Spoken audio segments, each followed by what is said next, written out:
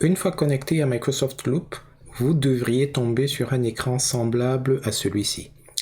Il peut varier suivant les configurations, mais si jamais vous avez un écran comme celui-ci, alors sachez que à l'extrême gauche, nous avons un panneau latéral qui comportera en général la principale navigation de votre environnement.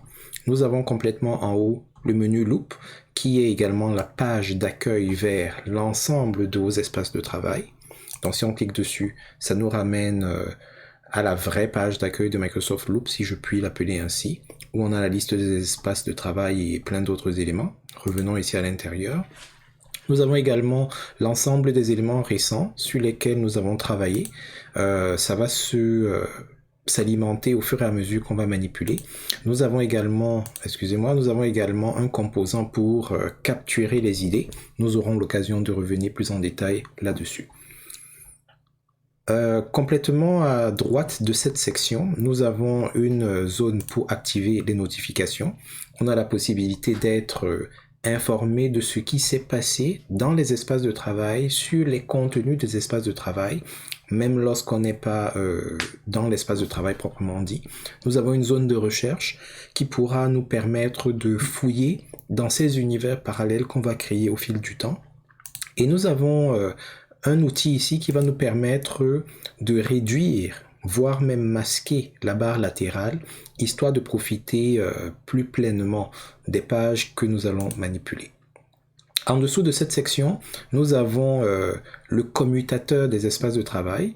C'est une zone qui va nous permettre de passer rapidement d'un espace de travail à l'autre. Nous avons également la description sur le nombre de membres qui ont accès à cet espace de travail, ainsi que des boutons d'action qui vont nous permettre d'interagir avec l'espace de travail dans lequel on se trouve. En dessous de cette zone, nous avons les différentes pages et éventuellement même les sous-pages qui font partie de notre espace de travail. Complètement ici au centre, nous avons la page qui est sélectionnée. Donc en ce moment, c'est bienvenue, la page bienvenue qui est sélectionnée. Si je clique sur trouver l'inspiration, c'est la page trouver l'inspiration qui va être affichée. Donc le centre va vous permettre de visualiser la page qui est présentement sélectionnée à votre gauche, et complètement en haut vous avez une autre barre, et dans cette barre, dans la partie gauche de cette barre, vous avez la possibilité de voir l'URL ou alors le chemin qui vous permet d'arriver à cette page. Donc ce que nous comprenons, c'est que la page trouver l'inspiration fait partie de l'espace de travail pris en main. À l'extrême droite ici, nous avons l'icône de notre profil qui peut nous permettre de nous déconnecter une fois qu'on a fini notre travail.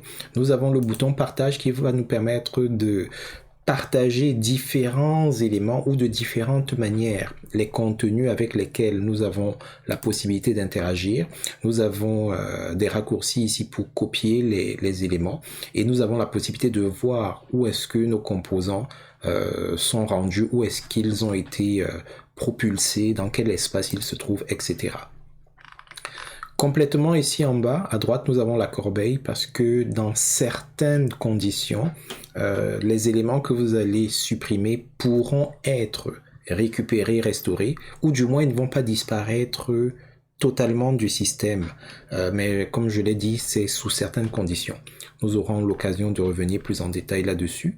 Et complètement en bas à droite, nous avons une icône qui va nous permettre d'interagir avec l'aide, histoire d'en savoir un peu plus sur cette nouvelle application, sur cette nouvelle solution.